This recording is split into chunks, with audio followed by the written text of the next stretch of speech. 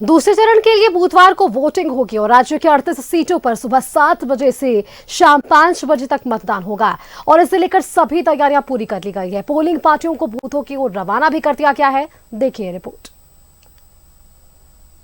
दूसरे चरण के लिए रण सज गया है। वादों का दौर खत्म हो गया है, अब बारी जनता की है। दूसरे चरण के तहत 38 सीटों पर बुधवार को वोटिंग होगी। सुबह 7 बजे से शाम 5 बजे तक वोट डाले जाएंगे। इसे लेकर पोलिंग पार्टियां मतदान केंद्र पहुंच गई हैं। साहिबगंज में कुछ बूथों पर मतदान कर्मियों को नाव के जरिए भेजा गया। दूसरे चरण में 14,218 बूथ पर होगी वोटिंग। 38 सीटों पर 528 उम्मीदवार ठोक रहे ताल। 472 पुरुष, 55 महिला और एक थर्ड जेंडर प्रत्याशी। हेमंत सोरेन, कल्पना सोरेन और बसंत सोरेन की साख दांव पर। बाबूलाल मरांडी, सुदेश महतो और सीता सोरेन की प्रतिष्ठा दांव पर। 33 सीटों पर बीजेपी, 5 सीटों पर आजसू ने उतारे हैं उम्मीदवार। 20 सीट पर जेएमएम लड़ रहा चुनाव, 13 सीट पर कांग्रेस के उम्मीदवार। 2 सीट पर आरजेडी और 3 सीट पर सीपीआई-एमएल ने उतारे हैं उम्मीदवार। दूसरे चरण में 17 सीटों पर बीजेपी और जेएमएम के बीच मुकाबला। 11 सीटों पर बीजेपी और कांग्रेस के बीच लड़ाई। 3 सीट पर आजसू और जेएमएम, 2 सीट पर आरजेडी से बीजेपी का मुकाबला। 3 सीट पर बीजेपी और सीपीआई-एमएल के बीच मुकाबला। दूसरे चरण में कोयलांचल के 7 संथाल की सभी सीटों पर मतदान होगा। संथाल की 18 सीटों पर 20 नवंबर को मतदान। पाकुड़ को छोड़कर बाकी सभी सीटों पर सीधी लड़ाई। पाकुड़ में आजसू, कांग्रेस और सपा में त्रिकोणीय मुकाबला। 2019 में संथाल की 9 सीटों पर जेएमएम ने दर्ज की थी जीत।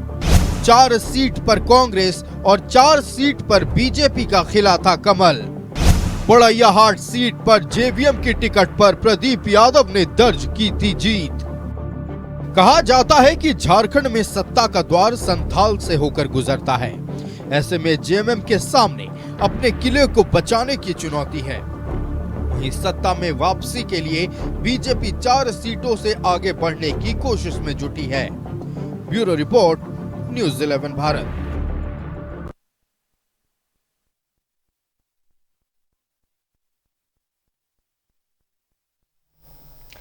तो चलिए अधिक जानकारी के साथ पाकुड़ से हमारे संवाददाता विपिन और गिरिडीह से हमारे संवाददाता शाहनवाज जुड़ रहे हैं। पहले पाकुड़ का रुख करना चाहेंगे और विपिन से सवाल लेना चाहेंगे। विपिन, कल भी आपसे बातचीत हो रही थी, पाकुड़ विधानसभा के रण पर हमने बातचीत की और अब देखिए जब महज 24 घंटे भी नहीं है जब कल सुबह 7 बजे से यहाँ पर वोटिंग होगी और इन सबके बीच राजनीतिक दौरे पर तमाम लोग यहाँ पर जरूर पहुंचते हैं, राजनीतिक तैयारियां खूब होती है, जनता के बीच खूब जाते हैं, लेकिन दूसरी तरफ प्रशासनिक महकमे की भी तैयारियां पूरी कर ली गई है ताकि ये पूरा चुनाव शांतिपूर्ण तरीके से संपन्न हो। पाकुड़ में क्या कुछ तैयारियां प्रशासनिक स्तर पर?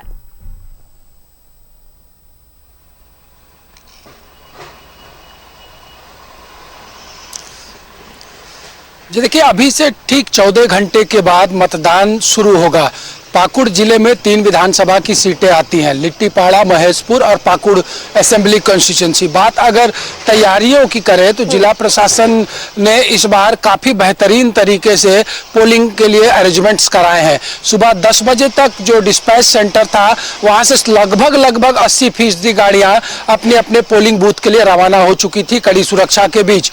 और जो बचे हुए 20% मतदान कर्मी थे उनको भी धीरे धीरे कर रवाना किया गया। और तो जो जानकारी प्राप्त हुई है कि 2:30 बजे से लेकर 3 बजे की अवधि के बीच में ऑलमोस्ट सभी बूथ पर सेफुली सभी जो मतदान कर्मी है वो पहुंच चुके हैं। मतदान कर्मियों को दिक्कत ना हो इसको लेकर पोलिंग स्टेशंस में भी अरेंजमेंट्स किए गए हैं। जहां बिजली बत्ती नहीं है वहां पर जनरेटर लगाए गए हैं, पीने की पानी की व्यवस्था की गई है। ये तो सुविधाएं हुई उन मतदान कर्मियों के जिनके जिम्मा कल मतदान कराने का है।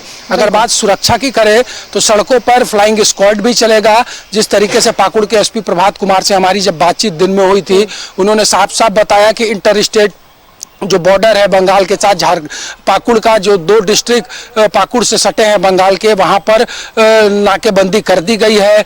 वैसे तत्व जो वोटिंग को प्रभावित करना चाहेंगे या किसी पोलिंग स्टेशन में डिस्टरबेंस पैदा करेंगे, उन पर कंट्रोल रूम से नजर रखी जाएगी और तत्काल वैसे जगहों पर त्वरित कार्रवाई पाकुड़ पुलिस जो है वो करेगी। अगर बात वोटिंग परसेंटेज बढ़ाने को लेकर है तो 16 तारीख से ही लगातार जिला प्रशासन पंचायत जाकर लोगों को जागरूक कर रहा है। 6 रात्रि चौपाल किए गए हैं, जिसमें खुद पाकुड़ के उपायुक्त ने लोगों को महत्ता बताई। और सबसे बड़ी बात कि इस बार पाकुड़ में पहले मतदान और फिर रक्तदान का नारा गूंज रहा है। 200 यूनिट ब्लड जो है वो अरेंज करने का टारगेट पाकुड़ जिला प्रशासन ने किया है। तो राजनीतिक तैयारियां पूरी हो चुकी है, बूथ मैनेजमेंट का काम पूरा हो चुका है और जिला प्रशासन मुस्तैदी के साथ इंतजार कर रहा है कल का, और अपील कर रहा है लोगों से कि घरों से निकलिए और अपने मताधिकार का प्रयोग करिए। बिल्कुल, चलिए, पाकुड़ में उपायुक्त ने ये जरूर संदेश दिया है कि आप पहले मतदान कीजिए फिर रक्तदान भी कीजिए। ये एक बड़ा संदेश है, अपील है लोगों से। एक बार गिरिडीह का भी रुख कर लेते हैं। शाहनवाज हमारे संवाददाता वहां से भी जुड़े हुए हैं। शाहनवाज, आगे आपसे राजनीतिक समीकरण पर चर्चा होगी, लेकिन पहले गिरिडीह क्षेत्र की बात कर लीजिए, अलग अलग आसपास विधानसभा क्षेत्रों की बात कर लीजिए, क्योंकि कल सुबह 7 बजे से यहाँ पर मतदान शुरू हो जाएंगे। यहाँ प्रशासनिक स्तर पर क्या कुछ तैयारियां, मतदान केंद्रों पर क्या कुछ तैयारियां, महिलाओं के लिए, दिव्यांगों के लिए, बुजुर्गों के लिए क्या कुछ व्यवस्थाएं विभाग की तरफ से कर ली गई है? शाहनवाज।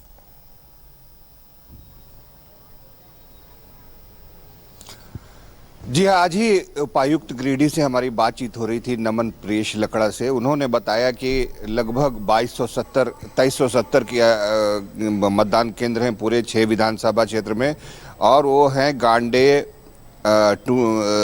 गांडे के अलावा ये गिरिडीह का विधानसभा क्षेत्र है, धनवार है हो गया, बगोदर हो गया, जमुआ हो गया, ये और टुंडी, ये 6 विधानसभा क्षेत्र हैं, जिसमें से 12 ऐसे मतदान केंद्र हैं जो संवेदनशील नक्सल प्रभावित क्षेत्रों में है।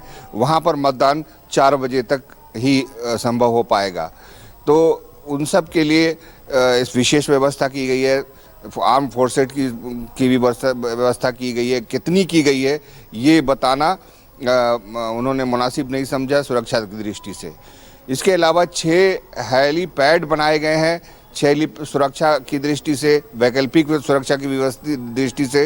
हालांकि ऐसे हेली ड्रॉपिंग की किसी मतदान केंद्र को या क्षेत्र को आवश्यकता नहीं पड़ी है।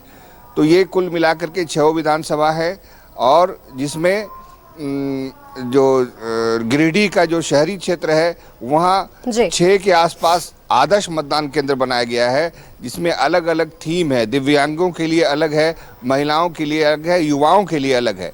ये व्यवस्था है। यहाँ पर 4 अलग अलग केंद्र बनाए गए थे, जहाँ से 3 बजे तक ही तमाम पोलिंग पार्टी अपने अपने ईवीएम के साथ, सुरक्षा कर्मियों और गाड़ियों के साथ रवाना हो चुकी है। और तमाम जो मतदान केंद्र होंगे वो तमाम सीसीटीवी कैमरे से कवर्ड होंगे, जहां रांची के कंट्रोल रूम से सबको मॉनिटर किया जा सकेगा। तो इंतजामात भरपूर हैं। मतदान कर्मियों से भी हमने बातचीत की तो बहुत उत्साहित हैं। वो लोग अपने अपने क्षेत्र में रवाना हुए हैं। डीसी ने कहा कि सबको अपील है कि जो मतदाता हैं वो आज सुबह 7 बजे से मतदान केंद्र पर आ सकते हैं, और सबके लिए सारी सुविधाएं जो कही गई थी वो सारी मतदान केंद्र पर दी गई हैं। जैसे दिव्यांगों के लिए रैंप की सुविधा है, अंदर पानी पीने की सुविधा है, रोशनी की सुविधा है, पार्किंग की सुविधा है, बुजुर्गों के लिए व्यवस्था है सहारा देने की, और बहुत सारे ऐसे बुजुर्ग हैं जिनको उनके घर पे भी जाकर के मतदान की व्यवस्था जिला प्रशासन ने की है। जी सुमिता। बिल्कुल शाहनवाज, चलिए, प्रशासनिक तैयारी जो है वो पूरी कर ली गई इन दोनों विधानसभा क्षेत्रों में, आसपास के विधानसभा क्षेत्रों में भी। बहुत बहुत शुक्रिया शाहनवाज और विपिन, आप दोनों का हमारे साथ जुड़ने के लिए। और प्रशासनिक स्तर पर क्या कुछ वहां पर तैयारियां हैं, ये जानकारी हमारे दर्शकों तक साझा करने के लिए। दूसरे चरण का चुनाव है और ऐसे में राजमहल से हमारे संवाददाता मनोज और रुचि देवघर से हमारी संवाददाता जुड़ रही हैं। सीधे इन दोनों संवाददाता का रुख करते हैं और अगला सवाल इनसे लेने की कोशिश करते हैं। राजमहल की तरफ पहले जाते हैं जहां से हमारे संवाददाता मनोज जुड़े हुए हैं। मनोज, वहां पर प्रशासनिक स्तर पर क्या कुछ तैयारियां, क्योंकि देखिए पिछले कई महीनों से हमने राजनीतिक स्तर पर वो तमाम तैयारियां देख ली, कई मंच देख लिए, कई सभाओं को सुन लिया, जनता के भी मिजाज को हमने टटोल लिया, उनके विषयों को खंगाल लिया। अब बारी है वोट की और सबसे बड़ा काम ताकि ये शांतिपूर्ण चुनाव संपन्न हो सके। क्या कुछ तैयारियां प्रशासनिक स्तर पर? देखिए, निश्चित तौर पे जिला प्रशासन की तरफ से जो तैयारी है वो पूर्ण कर ली गई है। यहाँ तक कि जो बूथों तक लोगों को भेजना था, जो पोलिंग पार्टी को भेजना था, उनको भेज दिया गया। सुरक्षा का व्यापक इंतजाम है, सुरक्षा का ऐसा कि परिंदा भी पर न मार सके। यानी वो इलाका जो दियारा इलाका कहा जाता है कि काफी क्रिटिकल इलाका है, अति संवेदनशील बूथ जो है दियारा इलाके में, जो गंगा नदी किनारे जो है उस इलाके का होता है, जहां से बांग्लादेश मतलब बांग्लादेशी घुसपैठी जो है उसी रास्ते से आते हैं। बिहार के जो लोग हैं वोटर है घुसपैठी, वो उसी रास्ते से आते हैं। तो उन इलाकों में सीआरपीएफ के जवान को तैनात किया गया है ताकि कोई वैसे व्यक्ति प्रवेश ना करे जो झारखंड का रहने वाला नहीं है या इस विधानसभा क्षेत्र का रहने वाला नहीं है। उन पर कड़ी निगाह रखी जा रही है। हम गंगा पहुंचे थे, गंगा में कैसे पुलिस के सुरक्षा में वो ईवीएम को उस स्थान तक भेजा जा रहा था जहां पर वोटिंग कराना है। 115 और 116 नंबर जो बूथ है काफी अति संवेदनशील बूथ माना जाता है। उन बूथों तक लोग कैसे पहुंच रहे थे वो भी हमने अपने दर्शकों को दिखाया। तो निश्चित तौर पे प्रशासन की जो तैयारी है वो चाक चौबंद है। चाक चौबंद ऐसा कि कोई भी व्यक्ति जो अगर लगे, अगर प्रशासन को अगर लगता है कि ये व्यक्ति अगर संदिग्ध है तो उससे पूछताछ भी की जा रही है। और सीधे तौर पे जो बंगाल का बॉर्डर है, जो फरक्का का इलाका है, उन इलाकों में भी प्रशासन की तैयारी काफी मुस्तैद है। बिहार, बंगाल और झारखंड तीनों राज्य के पुलिस का समन्वय बनाया गया है और तीनों जगह बॉर्डर पे जो है वो विशेष पुलिस फोर्स को तैनात किया गया है। सीआरपीएफ मनोज से हमारा जो जुड़ाव है वो टूटता हुआ नजर आया। वापस इनसे जुड़ने की कोशिश करेंगे। एक बार देवघर का रुख कर लेते हैं जहां से हमारी संवाददाता रुचि शर्मा हमारे साथ जुड़ी हुई हैं।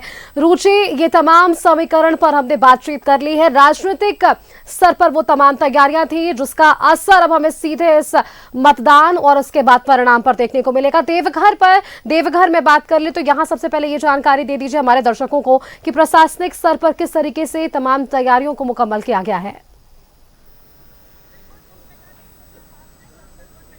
बिल्कुल सुस्मिता, देखिए प्रशासनिक स्तर पर तैयारियां मुकम्मल कर ली गई है। 1200 से अधिक ऐसे बूथ है। चूंकि अगर देवघर जिले अंतर्गत की बात की जाए तो 3 विधानसभा पड़ता है, यानी कि देवघर है, सारठ और मधुपुर। देवघर, सारठ, मधुपुर के लिए जो डिस्पैच है यानी कि मतदाता कर्मी है जो वो अपने अपने जगह पर, स्थान पर, जहां जिन बूथों पर उनकी ड्यूटी लगी है वो वहां तक पहुंच गए हैं और महज कुछ घंटे का समय बचा हुआ है जब मतदाता जो हैं यानी कि इन तीनों विधानसभा क्षेत्र के मतदाता बस इंतजार कर रहे हैं कि कब वोटिंग प्रक्रिया शुरू हो। चूँकि कल सुबह 7 बजे से वोटिंग प्रक्रिया शुरू हो जाएगी और ऐसे में देखिए सभी बूथों पर, यहाँ तक कि कुछ ऐसे बूथ जो हैं वो संवेदनशील है तो वहाँ पर भी सुरक्षा कर्मियों की तैनाती जो है वो की गई है।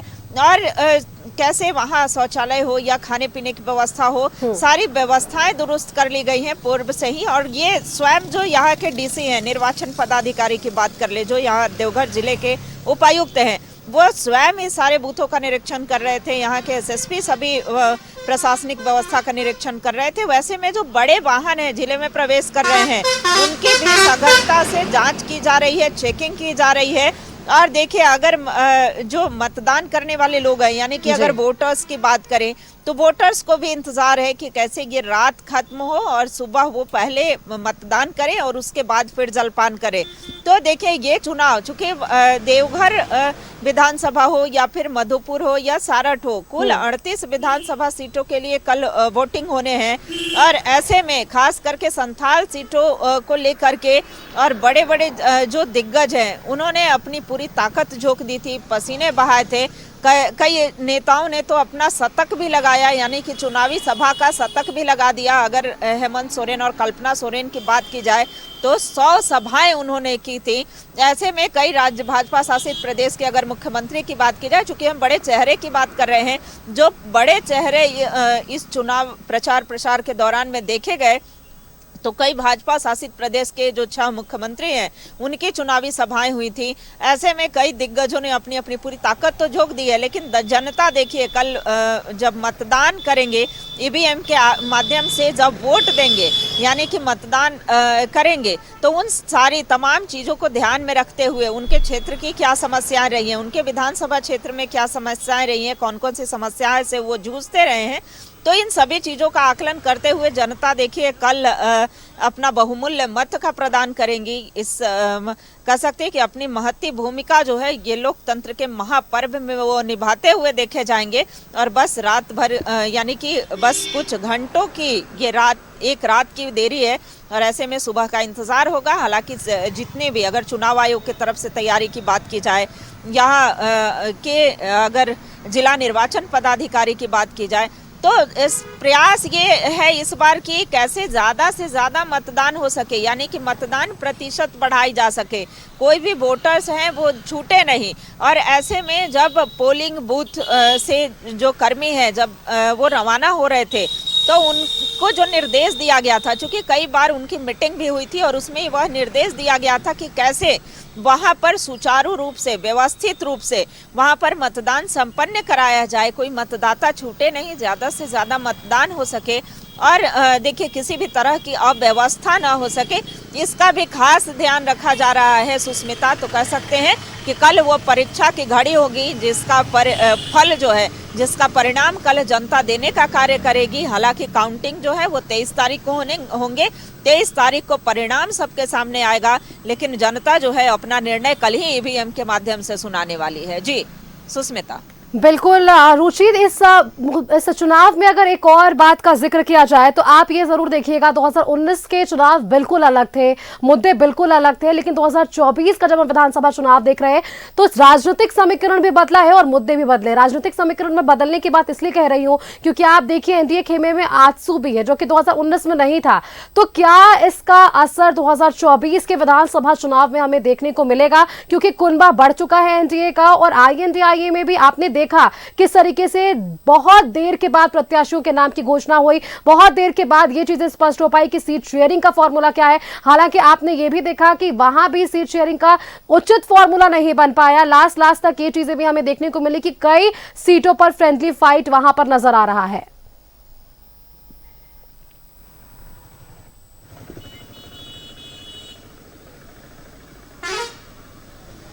रुचि तक मेरी आवाज शायद नहीं पहुंच रही है। रुचि, मेरी आवाज आप तक पहुंच रही है?